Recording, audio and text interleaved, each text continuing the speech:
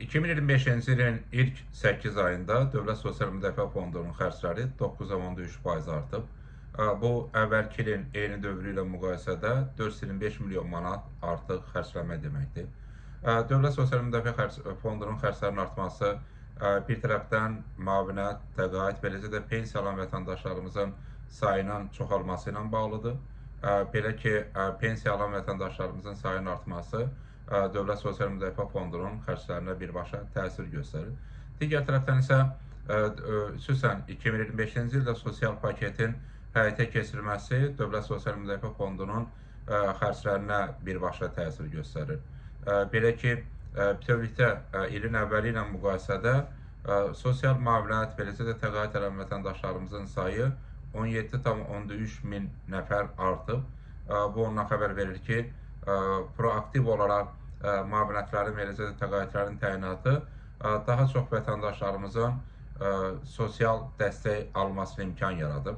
Eyni zamanda artım həm də pensiyacılarımızın sayında da müşahidə olunub. Bu da təbii ki, Dövlət Sosial Müdafiə Fondunun xərclərinə təsir göstərməkdədir.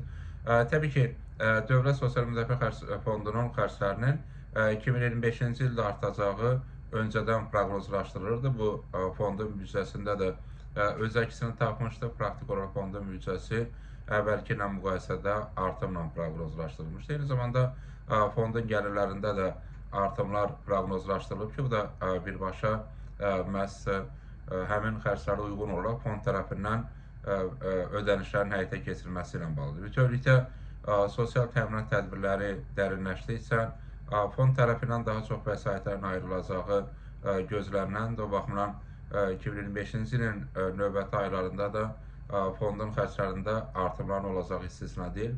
Bu isə ondan xəbər verir ki, Dövlət Sosial Müdafiə Fondunun xərcləri məhz proqnozlaşdırılan büdcəyə uyğun olaraq artırılmaqdadır və təbii ki, bu eyni zamanda özünü sosial təminat tədbirlərinin genişləndirməsində də etibar edir.